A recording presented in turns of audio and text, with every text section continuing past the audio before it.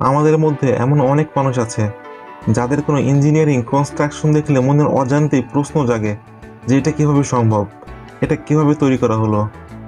তেমনিভাবে যখন আমরা কোনো নদী বা সাগরের বুকে কোনো ব্রিজ দেখি, তখন আমরা ভাবি যে এটা কিভাবে তৈরি করা হয়েছে, এত পানির মধ্যে কিভাবে এটা পিলার বসানো হয়েছে। মনের মধ্যে তখন অনেক ব্যাখ্যা ঘুরপাক খায়, কিন্তু সঠিক উত্তর আমরা অনেকেই জানি না। রহস্যের আজকের ভিডিওতে আমরা আপনাদের দেখাবো যে নদী ও সাগরের মধ্যে কিভাবে শত শত চ্যালেঞ্জ মোকাবেলা করে এসব ব্রিজ তৈরি করা হয়।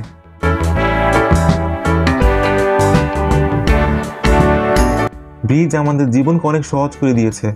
ব্রিজ দুটি শহর বা দুটি গ্রামকে একত্রিত করে। ব্রিজের মাধ্যমে আমরা কম খরচে এবং কম সময়ে একটি নদী বা সাগর পার হতে পারি। তাছাড়া পানিপথে যাতায়াত এবং পণ্য পরিবহন যথেষ্ট ব্যয়বহুল। আমাদের পৃথিবীতে অনেক বিখ্যাত ব্রিজ রয়েছে। কোনো ব্রিজ তার ইতিহাসের জন্য বিখ্যাত, কোনোটা তার ইঞ্জিনিয়ারিংয়ের জন্য বিখ্যাত, আবার কোনোটা তার দৈর্ঘ্যের জন্য বিখ্যাত।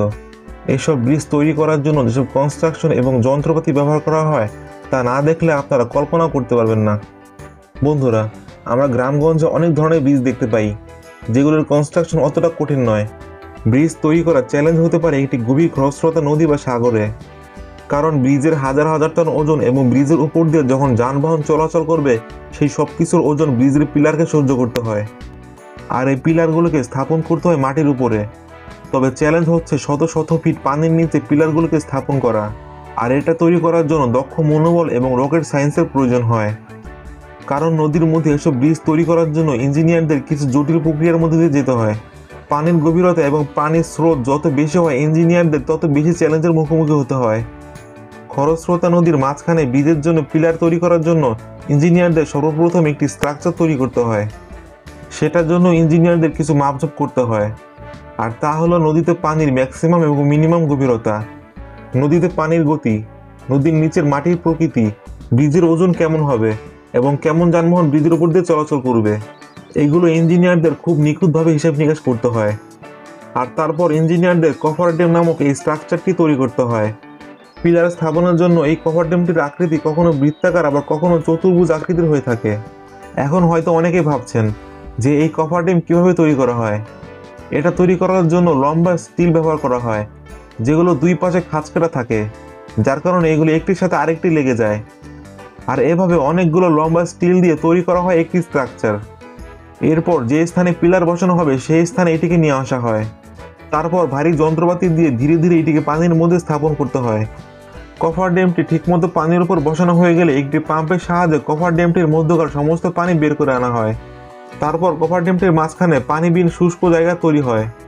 আর এরপর এখানে পিলার স্থাপনের কাজ শুরু হয়।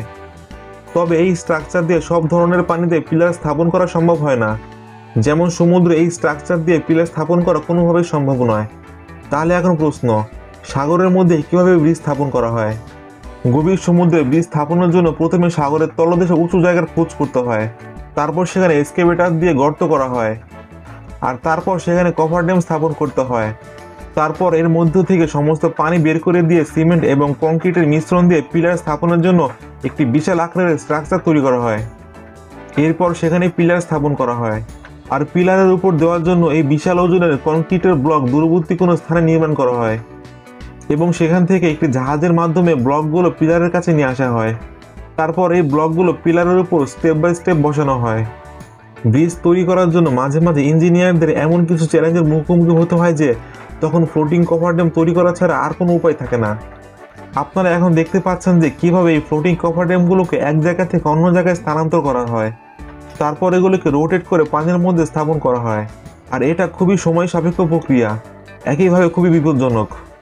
আর এই কাজগুলো যেসব ইঞ্জিনিয়ার এবং কর্মীরা করে থাকে তারা সবাই নিজ নিজ জায়গা থেকে প্রফেশনাল, যার কারণে তারা এত জটিল প্রক্রিয়াগুলিকে খুব সহজভাবে সম্পূর্ণ করে।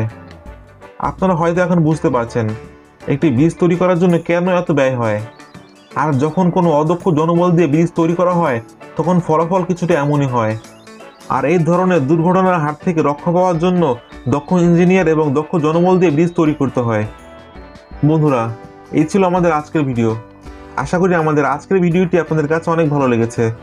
আমাদের পরবর্তী ভিডিওর আপডেট পেতে আমাদের চ্যানেলটি সাবস্ক্রাইব করে সাথেই থাকুন। ধন্যবাদ।